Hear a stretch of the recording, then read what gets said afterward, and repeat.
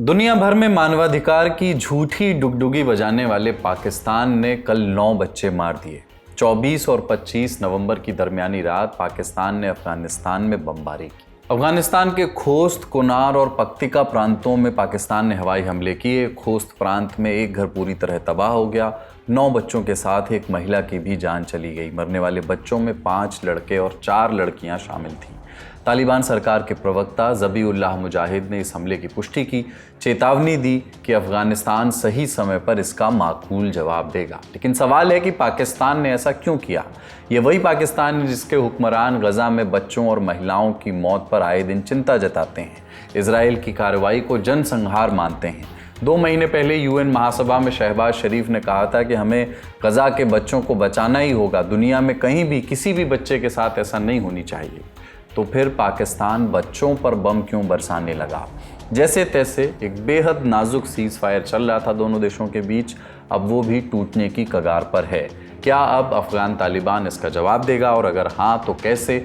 और क्या दोनों देशों में फुल स्केल वॉर छिड़ने की आशंका है? नमस्ते, मेरा नाम कुलदीप है और आप देख रहे हैं लल्लन टॉप का अंतर्राष्ट्रीय प्रसंगों से जुड़ा रोजाना का कार्यक्रम दुनियादारी। Brought to you by Sensodyne K। अभी लेके आए सेंसोडेंट के टूथ का करंट गॉन तो लाइफ का करंट ऑन। अफगानिस्तान में ये बमबारी 24 और 25 नवंबर की दरमियानी रात हुई। इसके पहले पाकिस्तान के भीतर आतंकी हमलों का एक सिलसिला चला। पिछले 15 दिनों में पाकिस्तान के अलग अलग हिस्सों में कुल 3 हमले हुए। 10 नवंबर पाकिस्तान के खैबर पख्तूनख्वा प्रांत में अफगान बॉर्डर के पास एक मिलिट्री कॉलेज में कुछ हमलावर घुस आए। उनके साथ विस्फोटक से लदी एक गाड़ी भी थी। बड़े हमले का प्लान था। पाकिस्तानी सुरक्षा बलों को लंबा ऑपरेशन चलाना पड़ा, तब जाकर के कॉलेज में मौजूद 600 स्टूडेंट्स को बाहर निकाला गया। 11 नवंबर को इस्लामाबाद की जिला कचहरी के गेट के पास एक आत्मघाती हमला हुआ जिसमें कुल 12 लोग मारे गए। पिछले 10 बरस में ये पहली बार था जब वहां की राजधानी पर ऐसा अटैक हुआ और आम लोग मारे गए हों। किसी संगठन ने उस हमले की जिम्मेदारी नहीं ली, लेकिन पाकिस्तान ने आरोप अफगानिस्तान पर लगाया। रक्षा मंत्री ख्वाजा आसिफ ने कहा कि we are in a state of war. इसके बाद आई 24 नवंबर की तारीख, यानी कल का दिन।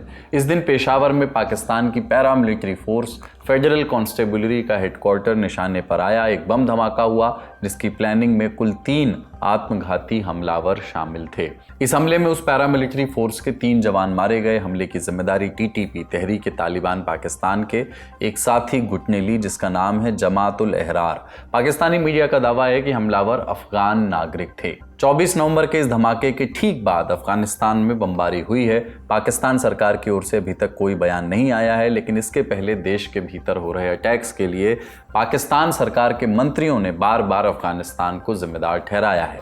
उनका कहना है कि हमलावर अफगानिस्तान से आ रहे हैं, जबकि अफगानिस्तान इस आरोप को नकारता रहा है। उनका कहना है कि किसी भी देश के खिलाफ हमारी ज़मीन का इस्तेमाल नहीं हो रहा है। इस बरस सारा तनाव इन्हीं आरोपों के इर्द गिर्द शुरू हुआ था। पिछले महीने 9 अक्टूबर को यही तर्क देकर के पाकिस्तान ने अफगानिस्तान पर बमबारी शुरू की थी। तब पाकिस्तान ने दावा किया था कि उसने टीटीपी के मुखिया वली महसूद को निशाना बनाया है। ये अभी साफ नहीं है कि महसूद मारा गया या फिर जिंदा है, लेकिन उस बमबारी के बाद तालिबान ने कहा कि यह हमारी संप्रभुता का उल्लंघन है।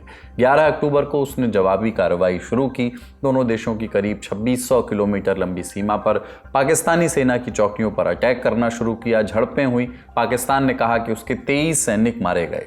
तालिबान ने कहा कि उसके 9 लड़ाके मारे गए। हालांकि दोनों तरफ से दावे थे कि सामने वाले को इससे भी ज़्यादा नुकसान हुआ है। इसके बाद कतर की पहल पर दोनों पक्षों ने 19 अक्टूबर को एक सीज फायर साइन किया।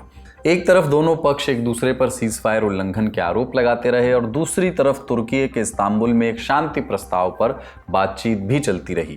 कई हफ्ते कई राउंड बातचीत हुई, लेकिन मतभेद इतने थे कि बात नहीं बनी।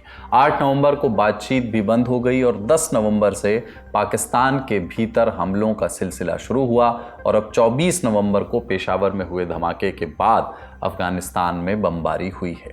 पूरी टाइमलाइन आपने देख ली। अब झगड़े की बुनियाद को विस्तार से समझते हैं। इसके लिए आपको 2 पॉइंट्स पर ध्यान देना होगा। पहला, दोनों देशों के बीच की सीमा, और दूसरा अफगान तालिबान और पाकिस्तानी तालिबान जिसको टीटीपी कहते हैं उसके बीच के रिश्ते। पहले सीमा की बात करते हैं। ये है डूरंड लाइन, 2600 किलोमीटर लंबी सीमा। ये सीमा पाकिस्तान के मुल्क बनने के बाद से ही विवाद का जड़ रही है, all thanks to the Britishers. 19वीं सदी की शुरुआत में ब्रिटिश और रूसी साम्राज्य में खींचतान चल रही थी अफगानिस्तान पर कब्जे को लेकर के। उस समय भारत का बंटवारा नहीं हुआ था, अविभाजित भारत पर ब्रिटेन का नियंत्रण था। अफगानिस्तान बिल्कुल बीच में फंसा हुआ था। ब्रिटेन और रूस दोनों को लगता था कि अगर अफगानिस्तान हाथ से निकला तो उनका साम्राज्य खतरे में पड़ जाएगा। इससे बचने के लिए 1839 में ब्रिटेन ने अफगानिस्तान पर हमला किया, लेकिन सफलता नहीं मिली। ब्रिटेन 3 दशक के बाद वापस लौटा पूरी तैयारी के साथ। दूसरे एंग्लो अफगान वॉर में ब्रिटेन की जीत हुई। उसने अफगानिस्तान में कठपुतली सरकार बैठा दी। अब्दुर्रहमान खान अफगानिस्तान के नए शासक बने। अफगानिस्तान पर नियंत्रण के बावजूद ब्रिटेन का डर खत्म नहीं हुआ था। वो भारतीय उपमहाद्वीप में अपनी सत्ता की सुरक्षा को लेकर के बहुत आश्वस्त नहीं था, इसलिए उसने एक औपचारिक बाउंड्री खींचने का प्लान बनाया। 12 नवंबर 1893 के दिन समझौता हुआ अब्दुर्रहमान खान और ब्रिटिश भारत के foreign secretary sir Henry Mortimer Durand के बीच। सर डोरंड के नाम पर ही इस सीमा रेखा को डोरंड लाइन के नाम से जाना जाता है। 1919 के साल में अफगानिस्तान ब्रिटेन के नियंत्रण से निकल गया। 1947 में भारत को आज़ादी मिली। आज़ादी विभाजन के साथ आई थी। पाकिस्तान नाम का नया मुल्क बना। इसके बाद डोरंड लाइन भारत की बजाय पाकिस्तान और अफगानिस्तान के बीच की सीमा बन गई। दिक्कत यह है कि डोरंड लाइन के आसपास के इलाकों में 2 जाति समूह रहते हैं, पंजाबी और पश्तून। डोरंड लाइन से पहले पश्तून पंजाबियों के बढ़ते प्रभाव को रोकने के लिए लड़ रहे थे और जैसे ही लाइन खींची गई पश्तून 2 हिस्सों में बंट गए। आधे अफगानिस्तान वाले हिस्से में रह गए और जो बचे थे वो पहले ब्रिटिश भारत और बाद में पाकिस्तान के अधीन आ गए। इससे उनकी नाराजगी बढ़ने लगी। 1947 के बाद से अफगानिस्तान ने डोरंड लाइन को कभी मान्यता नहीं दी। डोरंड समझौते में ये बात दर्ज थी कि अगर भारत सरकार अफगानिस्तान के घरेलू मामलों में हस्तक्षेप नहीं करेगी। 1947 के बाद ये समझौता पाकिस्तान के नाम पर शिफ्ट हो गया। पाकिस्तान ने इसका कभी पालन नहीं किया। सोवियत युद्ध के दौरान उसने मुजाहिदीनों को अपने यहाँ पनाह दी, फिर तालिबान खड़ा किया। 1996 में काबुल की गद्दी पर पहुंचने में पूरी मदद की। एक तरह से पाकिस्तान तालिबान का रहनुमा बना रहा। इस रिश्ते के बावजूद तालिबान डोरंड लाइन को मान्यता देने के लिए तैयार नहीं हुआ। 2017 में जब डोरंड लाइन के आसपास आतंकी घटनाएं बढ़ने लगी तब पाकिस्तान ने सीमाबंदी करने का फैसला किया। ऊंची फेंस लगाने की योजना बनाई। अगस्त 2021 को तालिबान ने काबुल पर कब्जा कर लिया। पाकिस्तान को लगा कि अब फेंसिंग आसान होगी, लेकिन तालिबान ने सत्ता में आने के बाद इसका विरोध किया। कहा कि इससे कई परिवार बंट जाएंगे। आज तक फेंसिंग का ये काम पूरा नहीं हो पाया है। पाकिस्तान का आरोप है कि इसी रास्ते से टीटीपी के लड़ाके पाकिस्तान के भीतर घुसते हैं। उन्हें अफगान तालिबान से पनाह मिल रही है। इस आरोप में कितनी सच्चाई है? क्या वाकई अफगान तालिबान और टीटीपी के बीच रिश्ते हैं? इसके लिए आपको टीटीपी की कहानी जाननी होगी। 9/11 आतंकी हमले के बाद की बात है। अमेरिका ने वॉर ऑन टेरर शुरू कर दिया था। अफगानिस्तान में तालिबान को कुर्सी से हटा दिया गया। अमेरिका के नेतृत्व में नेटो सेनाओं ने अफगानिस्तान में मिलिट्री ऑपरेशन शुरू किया। अफगान तालिबान, अलकायदा और दूसरे चरमपंथी संगठन वहां से भागे। वे बॉर्डर क्रॉस करके पाकिस्तान में घुसे। नक्शा आप देख सकते हैं। ये लड़ाके पाकिस्तान के जिस इलाके में घुसे उसे फाटा, FATA फाटा कहा जाता था। फाटा यानी फेडरली एडमिनिस्ट्रेड ट्राइबल एरियाज। तब फाटा पाकिस्तान का हिस्सा तो था, लेकिन वहाँ पाकिस्तान के कानून लागू नहीं होते थे। इस इलाके पर अलग अलग कबीलों का शासन हुआ करता था। इसकी सीमा अफगानिस्तान से जुड़ी हुई थी। इस वजह से फाटा अफगानिस्तान में नेटो के खिलाफ ऑपरेट करने वाले आतंकी संगठनों की सुरक्षित पनाहगाह बन गया था। अफगानिस्तान में वॉर ऑन टेरर की शुरुआत से पहले कई छोटे मोटे चरमपंथी गुट फाटा में अकेले अकेले काम कर रहे थे। ये अफगान तालिबान को हर तरह की मदद दिया करते थे। वे आधिकारिक तौर पर उनका हिस्सा नहीं थे, लेकिन उनका मॉडस ऑपरेंडी एक सा ही था। और फिर उसके बाद 9/11 का हमला हो गया। उस समय पाकिस्तान में परवेज़ मुशर्रफ का शासन चल रहा था। अमेरिका ने मुशर्रफ पर दबाव बनाया, पैसे दिए, कहा कि अपने यहाँ से आतंकियों को निकालो। तब इतिहास में पहली बार पाक सेना फाटा में दाखिल हुई। इससे फाटा में काम करने वाले गुटों को धक्का लगा। वहाँ की जनता भी सरकार से नाराज़ हुई। चरमपंथी संगठनों ने इस नाराज़गी को हवा दी। उन्होंने आम लोगों को लड़ने के लिए उकसाया। जो उनके साथ नहीं आए उन्हें रास्ते से हटा दिया गया। इसके बाद इन गुटों ने आपस में मिलकर पाकिस्तान आर्मी के खिलाफ लड़ना शुरू किया। इन गुटों के मूल में अफगान तालिबान था। इसके बावजूद इन गुटों ने पाकिस्तानी तालिबान के रूप में अलग पहचान बनाई। इनका लीडर था बैतुल्लाह महसूद। उसका मकसद क्लियर था, वो पाकिस्तान में सख्त शरिया कानून लागू करना चाहता था। टीटीपी ने स्थापना के साथ ही पाकिस्तान सरकार के खिलाफ जंग शुरू कर दी। फिर 2014 का साल आया। इस बरस पेशावर के मिलिट्री स्कूल पर टीटीपी ने हमला किया। इसमें 100 से ज़्यादा स्कूली बच्चे मारे गए। इसके बाद पाक फौज ने टीटीपी के खिलाफ ऑपरेशन चलाया, जिसमें टीटीपी की क्षमता आधी से ज़्यादा घट गई। फिर 2018 में पाकिस्तान सरकार ने फाटा को खैबर पख्तूनख्वा में मिला दिया। इससे टीटीपी का गुस्सा और बढ़ गया। अगस्त 2021 में अफगानिस्तान में तालिबान की वापसी हुई। 2022 में इमरान खान ने टीटीपी के साथ शांति कायम करने की कोशिश की, लेकिन वो सफल नहीं रही। हमले बढ़ते ही गए। पाकिस्तान के सरकारी डेटा के मुताबिक 2024 में हुए हमलों की संख्या पिछले एक दशक में सबसे ज़्यादा थी पाकिस्तान में। इनमें से 63% हमले खैबर पख्तूनख्वा में हुए। माना जाता है कि टीटीपी यहीं से ऑपरेट करती है। उसी बरस कुल 1600 लोग मारे गए। इनमें से 680 पाकिस्तानी सुरक्षा बलों के जवान थे। 2024 में पाकिस्तान ने कुल 59,770 ऑपरेशंस चलाए, जिनमें कुल 900 लड़ाके मारे गए। भले ही अफगान तालिबान टीटीपी के साथ अपना कोई रिश्ता न बताए, लेकिन स्वतंत्र रिपोर्ट्स उसके दावों को झूठा बताती हैं। जुलाई 2024 में यूएन ने इस मामले में रिपोर्ट पेश की थी। इसमें दावा किया गया था कि अफगानिस्तान में टीटीपी के कम से कम 6,500 लड़ाके रह रहे हैं और अंदरूनी तौर पर अफगान तालिबान टीटीपी को आतंकी संगठन भी नहीं मानता। यानी कुल जमा बात यह है कि पाकिस्तान ने खुद जो कचरा फैलाया था, उसकी बदबू अब वो झेल नहीं पा रहा। तो फिर इस मसले का हल क्या है? अफगानिस्तान और पाकिस्तान के बीच बातचीत कैसे बनेगी? जानकारों से समझते हैं। देखिए, इस मसले का फिलहाल तो हल यही है कि किसी न किसी तरह जो इनके टॉक्स हो रहे हैं, चाहे वो दुबई में हो या दोहा में हो या तुर्की में जो हो रहे हैं, उनका कोई एक कंक्लूजन निकले।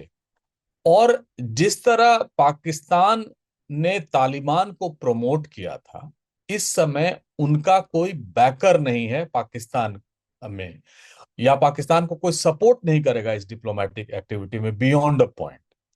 और तालिबान इस समय कन्विंस्ड हैं कि किसी न किसी तरह वो पाकिस्तान को इसके गिरफ्त में लाएंगे, क्योंकि जो सबसे बड़ी समस्या तालिबान की कब से शुरू हुई है, जब 40 लाख शरणार्थी जो 2 जनरेशन से वहां रह रहे थे, उनको वापस अफगानिस्तान में जबरदस्ती भेजा गया। उनकी जो आइडेंटिटी कार्ड थी या रेफ्यूजी स्टेटस था, उनको खत्म कर दिया गया। तो अफगानिस्तान में बहुत एक रिजेंटमेंट है इसके खिलाफ, और वो उसको एड्रेस करना ही होगा। और यही एक तरीका है कि किसी भी तरह तालिबान से बात करके और अंतर्राष्ट्रीय हस्तक्षेप के बाद उसको रुकवाया जाए। लेकिन मुझे नहीं लग रहा है इसका कोई इजी सॉल्यूशन है या एकदम कोई इमीडिएट सॉल्यूशन सामने आ रहा है। अगला सवाल ये कि अगर पाकिस्तान अफगानिस्तान के बीच फुल स्केल वॉर होती है तो इसका अंजाम क्या होगा? ये बात तो सही है कि मिलिट्री पावर के मामले में पाकिस्तान अफगानिस्तान तालिबान से ज़्यादा ताकतवर है। पाकिस्तान के पास एयरफोर्स है, लेकिन पावर तो अमेरिका की भी ज़्यादा थी। अफगानिस्तान की बात आती है तो अतीत में इस तरह के उदाहरण हैं कि ये तुलनाएं अक्सर गलत साबित हुई हैं। क्या तालिबान से फुल स्केल जंग लड़ने में पाकिस्तान को या पाकिस्तान की आर्मी लीडरशिप को कोई फ़ायदा है? वॉर में पाकिस्तान उनको हरा पाएगा अगर फुल स्केल वॉर भी होता है। और उसके चलते इस समय पाकिस्तान की छवि और बिगड़ जाएगी। एक तो ऑलरेडी बिगड़ी हुई है थी कि वो टेररिज्म को सपोर्ट करते थे। तालिबान को उन्होंने सपोर्ट किया इतनों दिनों तक, जो टेररिस्ट एक्ट में पूरे इस रीजन में या अपने एक्सपेंशन में लगा हुआ था, इस रीजन में और सेंट्रल एशिया में। तो पाकिस्तान को इससे कोई फायदा नहीं होगा, और पाकिस्तान ये जानता है। दूसरी तरफ दूसरी बात यह है कि अगर आप देखें तो खैबर पख्तूनख्वा के काफी सारे लोग इस समय अफगानिस्तान के जो पश्तो स्पीकिंग या पठान जिनको हम कहते हैं वो हैं, और उनका ट्रेड सिर्फ पाकिस्तान में जो रहते हैं पश्तून, उनका ट्रेड सिर्फ अफगानिस्तान के साथ चलता है। तो वो एक बहुत बड़ा ट्रेडिंग कम्युनिटी है जो पेशावर और खैबर पख्तूनख्वा में है, जो पाकिस्तान के रेस्ट ऑफ द स्टेट्स में जैसे सिंध या पंजाब में नहीं कर पाते हैं, क्योंकि वहां सिंधियों और पंजाबियों का डोमिनेशन है। हाल में जब तहरीक तालिबान पाकिस्तान पर अटैक किया था, पाकिस्तान ने मिलिट्री एक्शन लिया था अफगानिस्तान पे, तो उन्होंने बंद का आयोजन किया था। इमरान खान की पार्टी पीटीआई भी इसके खिलाफ है, तो आंतरिक तौर पर भी उनको नुकसान होगा। और सबसे बड़ी बात है कि इस समय तालिबान जो है अपनी छवि काफी हद तक सुधार चुका है, जो पहले तालिबान में नहीं थी। वो एक तो terrorist act, overt terrorist acts में नहीं आजकल इन्वॉल्व कर रहा है अपने आप को। रूस ने उसको एक राज्य की मान्यता दे दी है, यानी उनके राजनयिक संबंध बहाल हो गए हैं। भारत के साथ उनके संबंध अच्छे हो गए हैं। और कई सारे पाकिस्तान के भीतर जो इस्लामिक रूढ़िवादी लोग हैं, उनको ये नागवार गुजर रही है कि पाकिस्तान उन पर अटैक कर रहा है, चाहे वो ड्रोन से करे, चाहे उनके बॉर्डर्स पे अटैक करे। और सब ये जानते हैं कि अफगानिस्तान के जो गुरिल्ला फाइटर्स हैं वो एक सस्टेन्ड वॉर लड़ सकते हैं, और वो टेररिज्म जो अब तक दुनिया में स्प्रेड कराने के लिए पाकिस्तान ने तालिबान को संपोषित किया था, अब उन्हीं का उनको खामियाजा भुगतना पड़ेगा। बड़ी खबर यहीं तक, अब बारी है सुर्खियों की। खबर है कि अमेरिका और रूस ने मिलकर जो पीस प्लान बनाया था यूक्रेन का, उसमें अब यूक्रेन अब लाल पेन जम करके चला रहा है, मतलब तमाम करेक्शंस कर रहा है। मीडिया रिपोर्ट्स के मुताबिक यूक्रेन ने रूस की कई बड़ी मांगें हटा दी हैं। यूरोपीय नेता कह रहे हैं कि अभी जल्दी कोई समझौता नहीं होने वाला। ये पीस प्लान 28 पॉइंट्स का था। इसे अक्टूबर में रूस के एनवॉय किरिल दिमित्रिएव और डोनाल्ड ट्रंप के प्रतिनिधि स्टीव विटकॉफ ने तैयार किया था। प्लान में कहा गया था कि यूक्रेन पूर्वी डॉनबास के कई शहरों से सेना हटाए या सेना का आकार घटाए, और साथ ही वो नेटो में भी शामिल ना हो। ये प्लान बनने के बाद 23 नवंबर को स्विट्जरलैंड में अमेरिका और यूक्रेन की एक मीटिंग हुई। यूक्रेन ने इस बिंदु समेत कई अन्य बातों पर आपत्ति जताई और अब प्लान में कुछ बदलाव किए जा रहे हैं। अब ये प्लान 28 से घटकर 19 पॉइंट्स का हो गया है। यूक्रेन और यूरोपीय देशों की क्या खास मांगे हैं, 3 बिंदुओं में जान लीजिए। पहली मांग, चर्चा की शुरुआत मौजूदा फ्रंट लाइन से होगी। दूसरी मांग, रूस ने जो जमीन कब्जाई उसको मान्यता नहीं दी जा सकती। और तीसरी मांग, यूक्रेन को खुद तय करने का हक है कि वो EU या नेटो में शामिल होना चाहता है या नहीं। रूस इस पर वीटो लगाना या शर्तें थोपना बंद करे। इसके बाद आया यूक्रेन और अमेरिका का साझा बयान। कहा कि एक नया अपडेटेड और रिवाइज्ड फ्रेमवर्क डॉक्यूमेंट तैयार हुआ है। साथ ही यूक्रेन का एक और अहम बयान आया कि वो चाहता है कि यूरोप भी अगली बातचीत में शामिल हो। यूक्रेन के ऐसा कहने की वजह आप जानते ही हैं, क्योंकि यूरोप से यूक्रेन को लगातार तगड़ा समर्थन मिल रहा है। अब इस पूरी खिचड़ी पर भारत के विदेश सचिव रह चुके कमल सिब्बल ने एक्स पर एक बात लिखी जो आपको पढ़नी चाहिए। उन्होंने लिखा कि ये प्लान शायद ही कामयाब हो पाए। यूरोप यूक्रेन के साथ है। यूक्रेन अहम मुद्दों पर पीछे नहीं हटेगा। यूरोप के पास बातचीत को रोक देने की ताकत है, और वो सही भी कह रहा है कि क्षेत्रीय सुरक्षा से जुड़े फैसलों से उसे बाहर नहीं रखा जा सकता। अमेरिका भी यूरोप को नज़रअंदाज नहीं कर सकता, और वो रूस की सभी मांगों का मान भी नहीं सकता। इस मुद्दे पर दोनों तरफ से अंतर बहुत बड़ा है। इस बीच नए पीस प्लान पर अब अमेरिका और रूस के बीच अबू धाबी में बातचीत शुरू हो चुकी है। अगली खबर, इजराइल के प्रधानमंत्री बेंजामिन नेतन्याहू ने दिसंबर में होने वाला भारत दौरा टाल दिया है। इसका कारण बताया जा रहा है दिल्ली लाल किला ब्लास्ट के बाद के सिक्योरिटी कंसर्न। 10 नवंबर को दिल्ली में लाल किले के पास ये कार धमाका हुआ था। अब इजराइल के I24 न्यूज़ का दावा है कि इसी वजह से नेतन्याहू का दौरा टल गया है। दरअसल नेतन्याहू दिसंबर में भारत आकर प्रधानमंत्री नरेंद्र मोदी से मिलने वाले थे। दिल्ली ब्लास्ट के बाद नेतन्याहू ने भारत के साथ एकजुटता वाला संदेश भी दिया था। कहा था कि मैं, मेरी पत्नी और पूरा इजराइल पीड़ित परिवारों के साथ संवेदनाएं व्यक्त करता है। दुख की इस घड़ी में इजराइल आपके साथ है। इसके पहले 9 सितंबर को उन्होंने अपनी भारत यात्रा रद्द कर दी। तब कारण बताया था कि इजराइल में 17 सितंबर को चुनाव की वजह से यात्रा टाली जा रही है। उससे भी पहले अप्रैल में उन्होंने दौरा रद्द किया था। नेतन्याहू आखिरी बार जनवरी 2018 में भारत आए थे। ऐसे में गजा जंग के बाद ये उनका पहला भारत दौरा होने वाला था। उनसे पहले 2017 में प्रधानमंत्री मोदी इजराइल गए थे। तब ये किसी भारतीय प्रधानमंत्री की इजराइल की पहली यात्रा थी। जाते जाते एक अन्य शो के बारे में सूचना, सौरभ द्विवेदी और गिरिजा ओक कोटबोले के पॉडकास्ट घर जैसी बातें का 5वां एपिसोड आ चुका है। डिस्क्रिप्शन में शो के सभी एपिसोड के लिंक्स आपको मिल जाएंगे। आज का दुनियादारी यहीं तक। अपना और अपनों का ख्याल रखिए। देखते रहिए दी लल्लक टॉक।